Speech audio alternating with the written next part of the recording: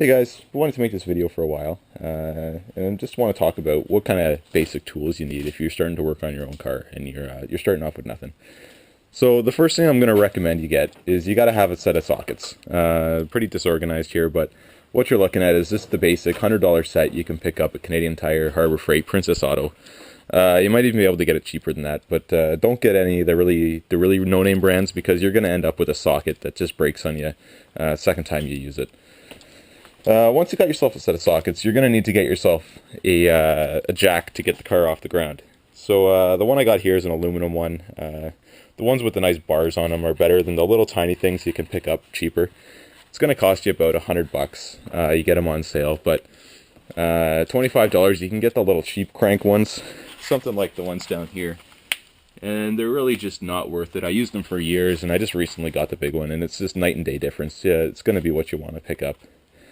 You're going to need some basic power tools.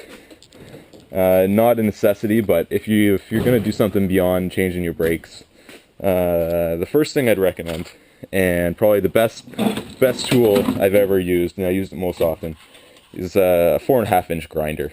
Runs maybe $35-40, but you put a cutting blade on them, you'll be surprised how often you use it.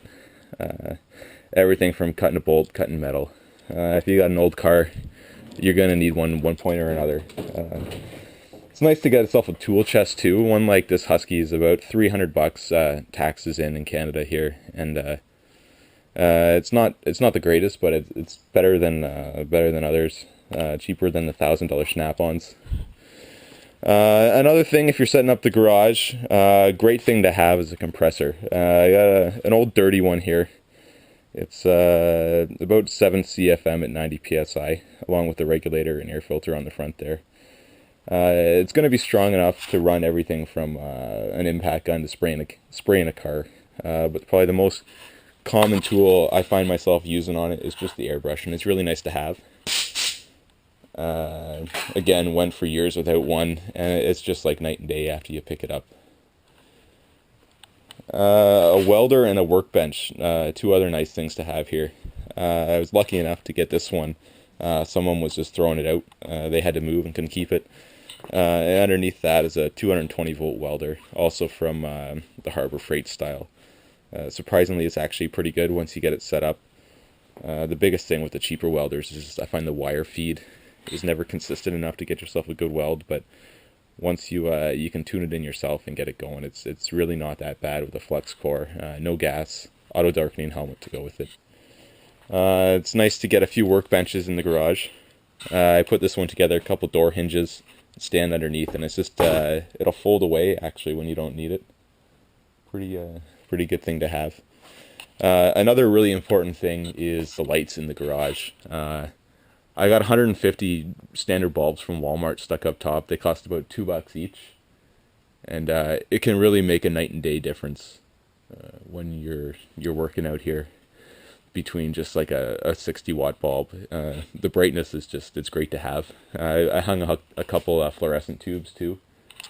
They're one bulb is about the equivalent of the two sets of tubes up here. I think they're about $35 for the fixtures if you can budget that. They're nice to have, and just a couple studio lights I got for free.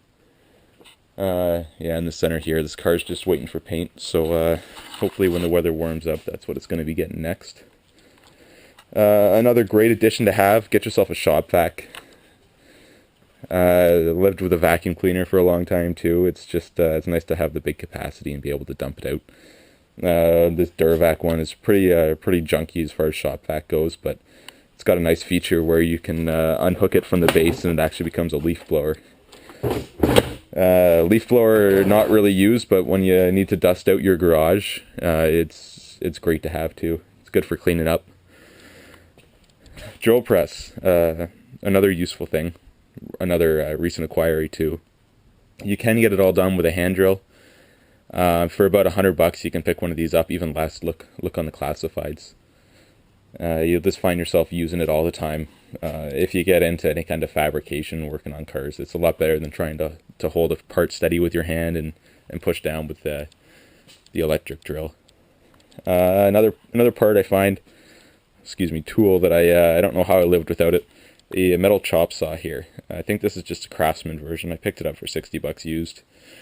Pretty much the same thing as the hand grinder. I used to cut pipes manually just with that little 4.5-inch one. It took forever. The cuts were never that clean. This one here uses a 14-inch disc, and these are less than $3 to pick one disc up. They last a while, and you can set angles, you can cut your exhaust pipes. It works great. If you plan to do any major engine work, buried under here there is an engine hoist. Again, get them for $200, about half price on sale. Try and pick them up then, maybe even used. If you're not going to be pulling out an engine, you probably won't need it that often, but the 5 or 6 times I've used it, it does come in handy. Another couple tools that you're going to find really useful, just torque wrenches, a 1/2 inch and a 3/8. They'll pretty much cover the range you're going to need to do most things on an engine build and vehicle work. You can pick them both up for about 20 bucks a piece on sale at Harbor Freight, Princess Auto. As long as you reset them back to 0 after. I've always found them to be pretty accurate. I had a bit of a testing jig set up to make sure they stay in calibration, and they do a fairly good job. They might be a little off from the factory, but not too bad. A set of cutting discs for your grinder here, along with just the grinding discs. And another one I found pretty invaluable recently for strip and paint is these little wire knurled brushes. I picked up a couple of them, $5 a piece, and I used them pretty much to strip an entire car down. It's nice, they don't gouge into the metal, but they'll take all the paint off in about 2 seconds. About a 5-pound mallet here, a few hammers, always good to have. Extendable breaker bar, another thing I picked up on sale. You can get away with a little cheater bar, a pipe on the end of a wrench, but if you get an opportunity to pick up something like that, it makes life easier. A set of crescent wrenches, the ones that have the ratcheting end, useful at a time, also annoying. They wobble around, it's hard to get them on the bolt. These ones here you can pretty much just throw in the garbage, you pick them up cheap. Occasionally you might have a use for them, more or less a mistake when I got them. A big adjustable wrench, the monkey wrench here, goes up to probably 2 inches. Every now and then you'll find a use for it. The biggest one I'd recommend picking up here, a set of vice grips. These ones are Irwin, they're adjustable, and probably use this more than any other tool in my whole box.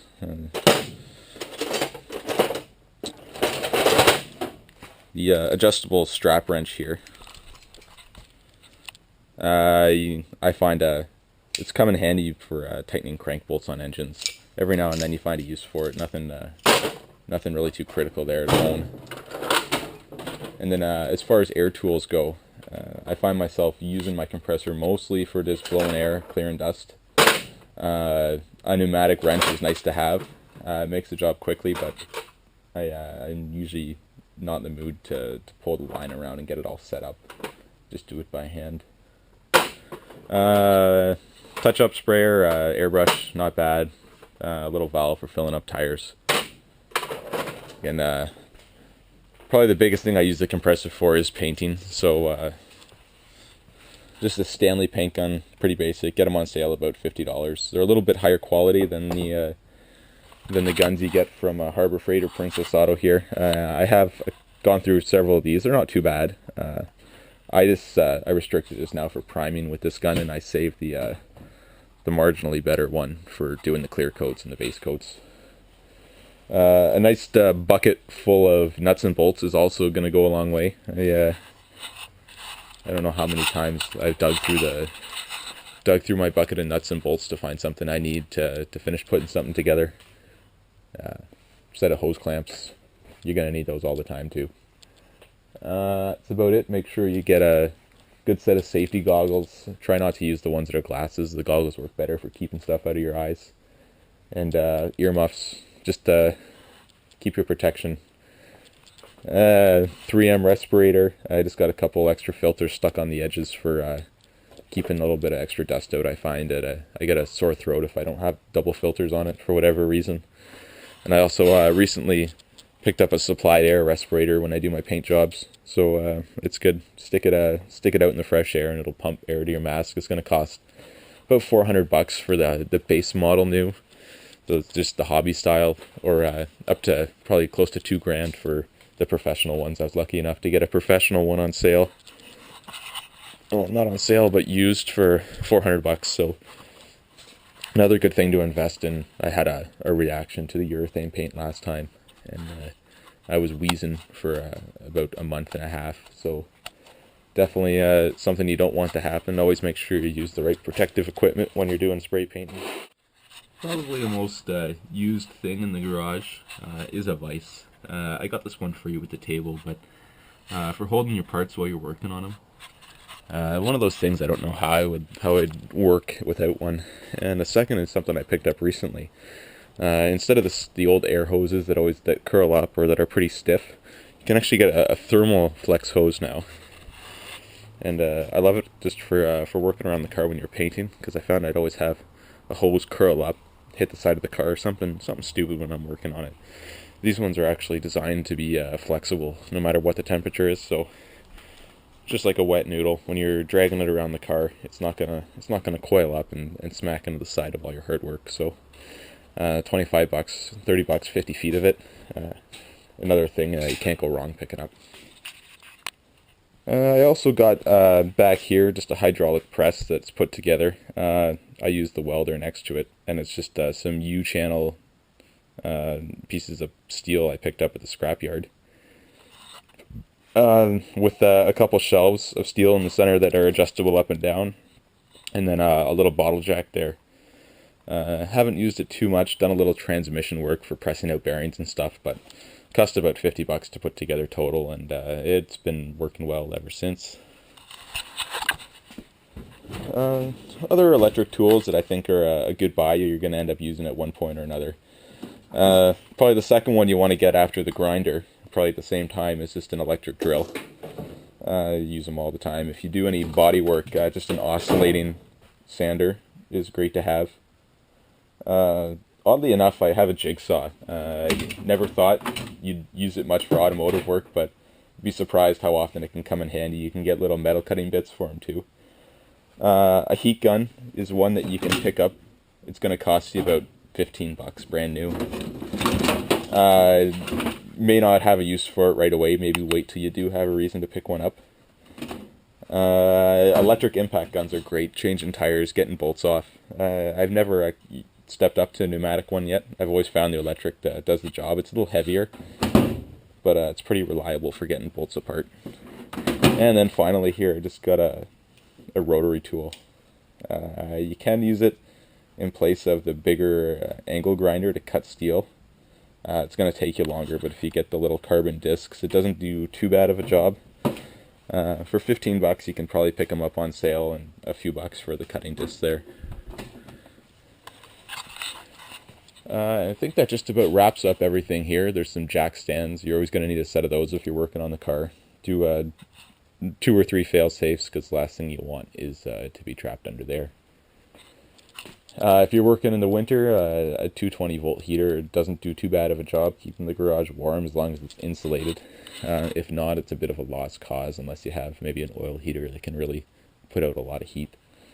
An engine stand, if you plan to be pulling an engine out, and a creeper to slide underneath the car.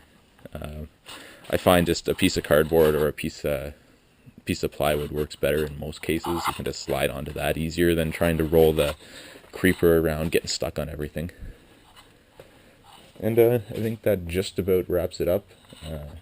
All in all, you're probably going to need about $2,000. You can probably do it 1.5 if you're really thrifty to get all this stuff put together, but in the grand scheme of life, it's stuff you're going to use a lot.